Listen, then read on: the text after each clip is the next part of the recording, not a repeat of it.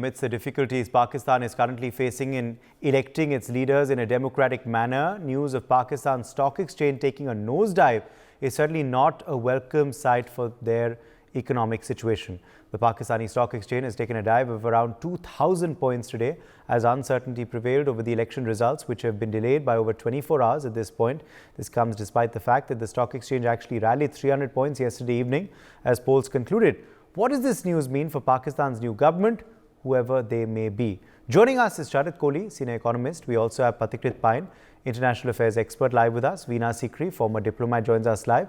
Rajan Khanna, author, is also live with us on the program. Let me begin with you first, Sharat Kohli. This is certainly the last thing that Pakistan's economy would have wanted, a further nosediving of their stock indices today.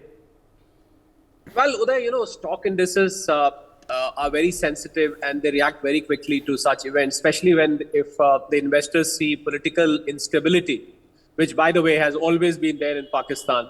I mean, for times immemorial that I know, ever since I started following economics ages ago, I've never found Pakistan to be in a stable political condition. But what happened yesterday, with the election results getting delayed, no political party having a clear majority, we know who's calling shots from behind, attempts being made to make a particular political party come to the forefront, arson, rioting, bombs, all sorts of things happening in the Pakistan electorate. So I'm sure this is not music for stock markets.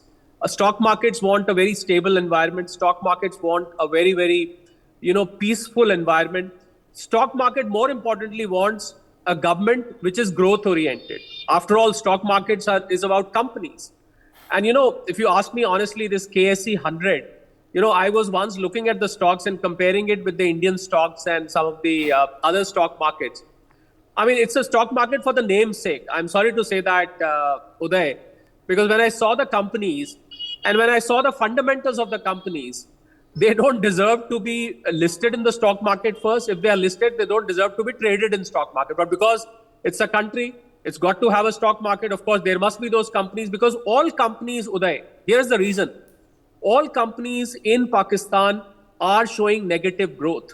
Their sales are falling, their profits are falling, their costs are going up. No exports, no overseas investors. Just about everything, the recipe that is required for a company to move forward, somehow that recipe is missing. So I wonder, first of all, have you ever heard of KSE 100, an index called KSE 100? Every morning when the market opens, we hear about Standard & Poor, we hear about Nasdaq, we hear about FTSE, we hear about Hang Seng, we hear about KOSPI, we hear about the Indian stock markets, the Nifty and the Sensex.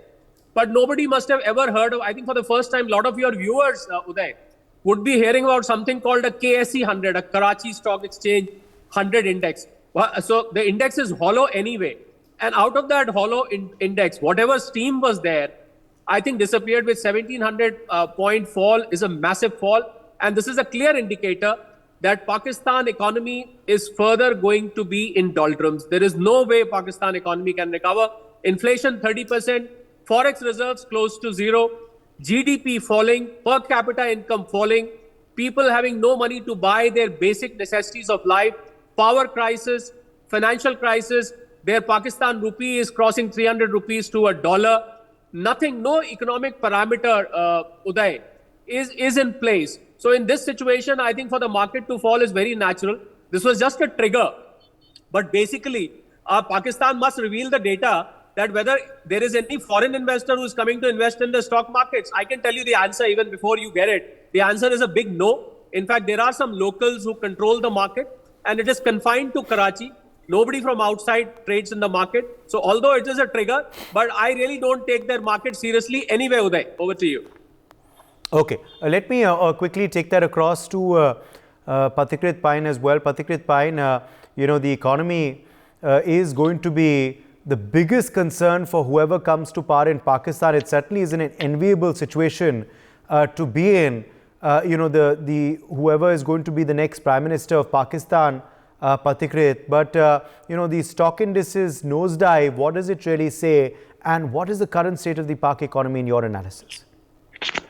Uday, first of all, if there is a drop like 1700 points, it's not just because of economic issues only. which are always very critical. There is no denial of that. But I think there is a palpable fear in Pakistan today as to what's going to happen next.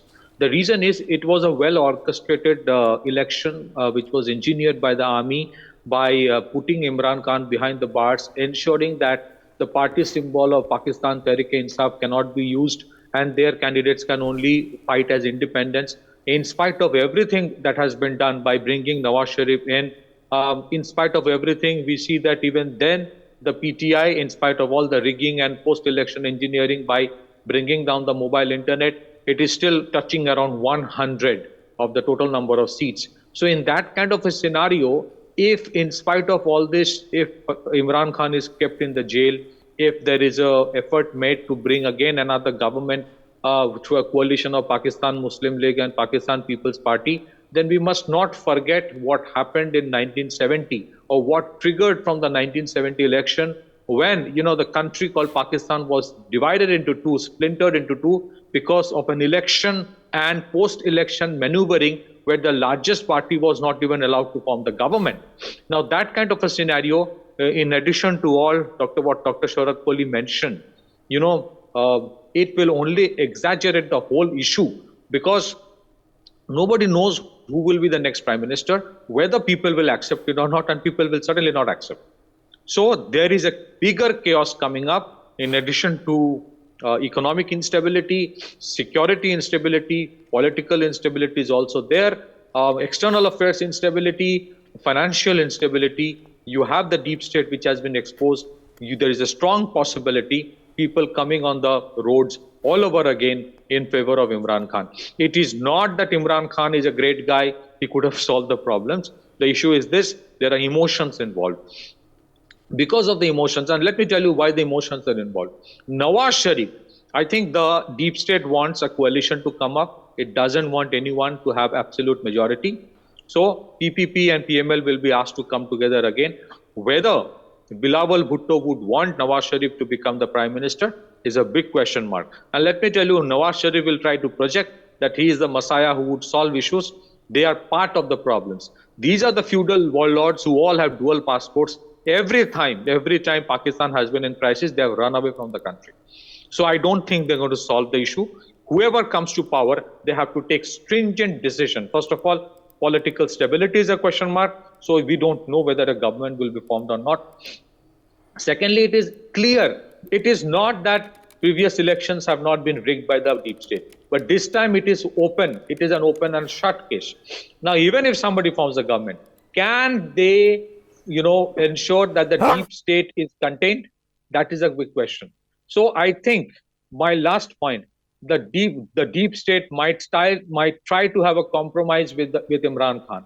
Whether Imran Khan would agree to that or not, that you can become the prime minister again if you get a majority, but on the condition allow the primacy of the army to continue. Whether Imran Khan would agree to that, whether people will be agreed to, okay with that, that's another thing. But economically, I don't see anything. So that the reaction of the stock market is not because that they have lost hope in the economy. There's no economy as such over there. I think they are fearing a civil war kind of a crisis. So whatever is left will be doomed in any way. That is the reason I think there is this crash suddenly happening.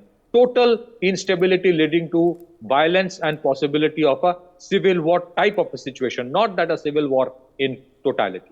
Back to you. What has led, Ambassador Sikri, in your opinion, to this economic spiraling of Pakistan downwards? Also, this, this huge spike, this huge fall in the nosediving rather of the stock market index. What do you make of it, and do you directly correlate it with the, the surprise, the shock result, which right now is mired in all sorts of allegations of rigging, delay in election reporting, and now international condemnation and concern coming in as well? Yeah, well, I think one has to see that what do all these election results mean?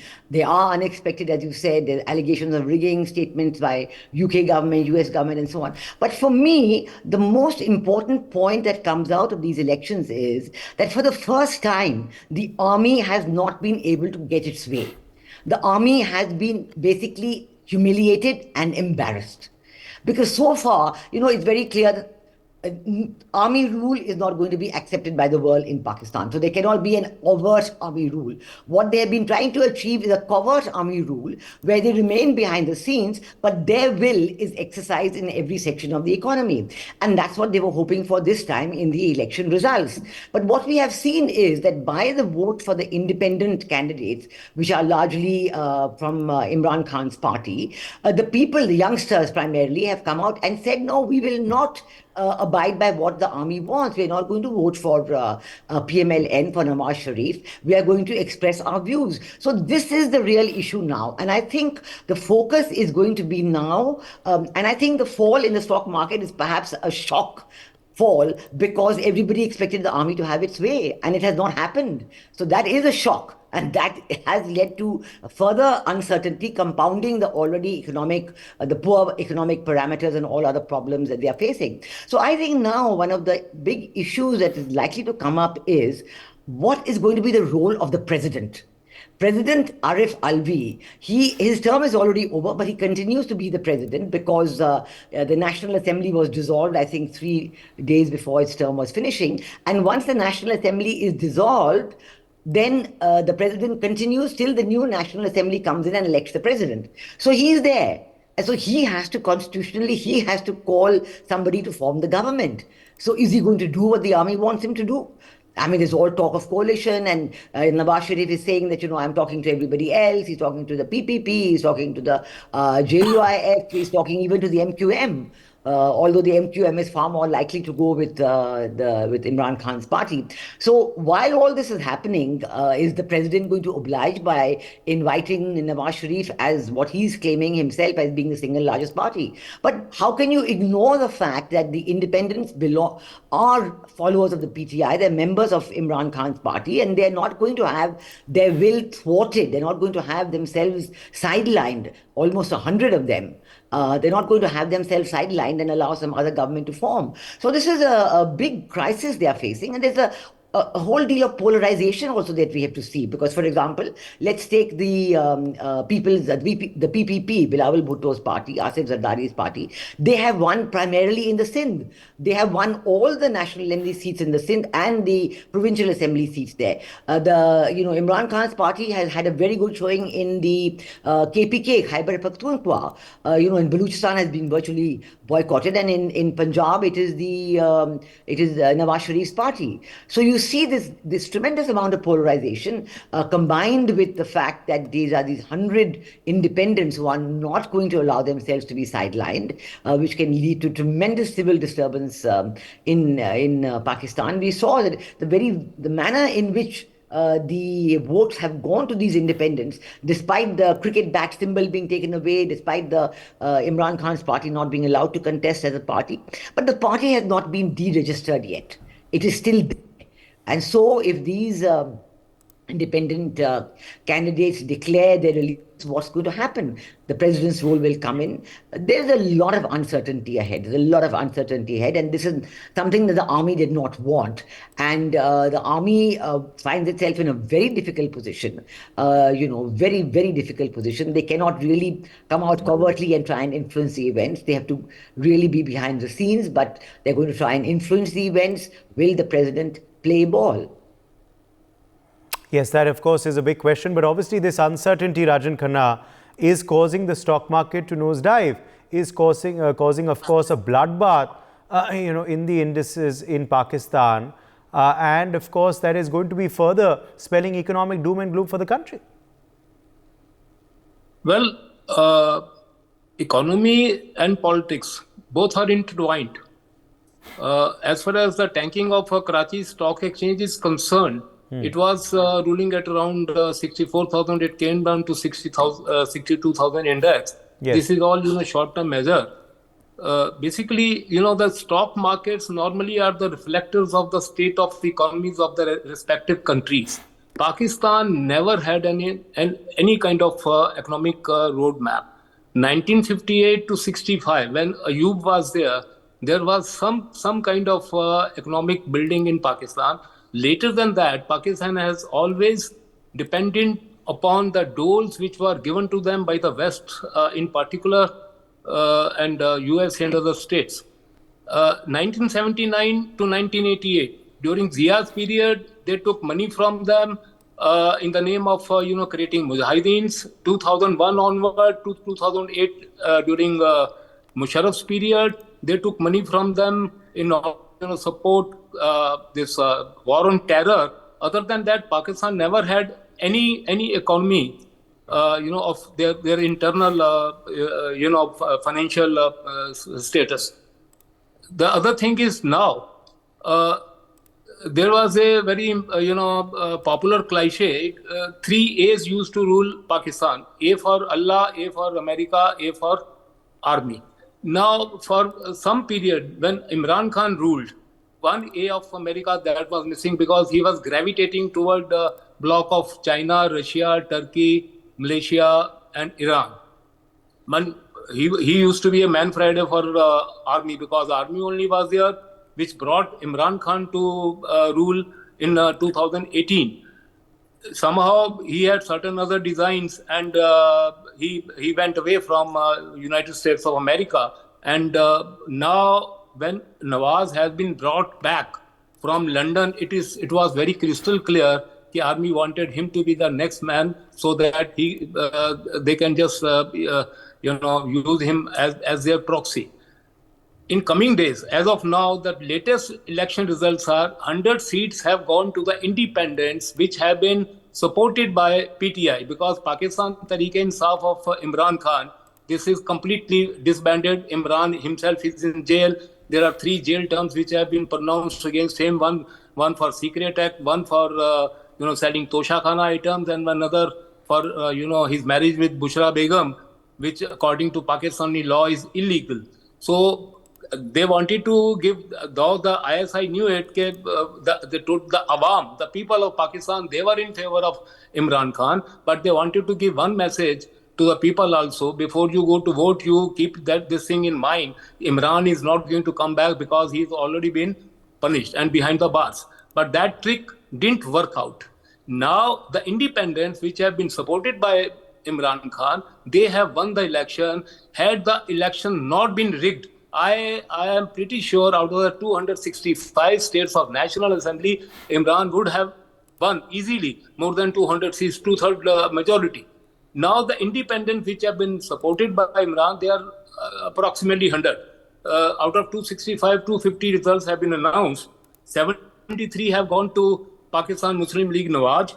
54 have gone to Pakistan People Party of Bilawal Bhutto. 17 to Muttahida Qawmi Mahaz. And 3 each to Jamaat-e-Islami and some other parties. So totaling up, these are because in Pakistan, in the assembly of 265, you need 169 people to form the government. So this bloc, which army, certainly Nawaz is going to be made next PM, and the reason also is very clear, because Pakistan has been trapped in IMF bailouts, where it's a kind of vicious circle when they take money from IMF to pay back the old loans and interest. Now, when Nawaz is again put on the helm of affairs, next thing, because in couple of months, Pakistan needs to pay back $2 billion to IMF. So again, the new package will be made, and Pakistan will get money from them only to pay back the old installments. So Nawaz will be at the helm of affairs. Bilawal Bhutto, because you see, in Pakistan, you just cannot contradict army. Whether he wishes it or not, he will have to be second fiddle to Nawaz Sharif, and the other people, MQM and all that, they will also be supporting.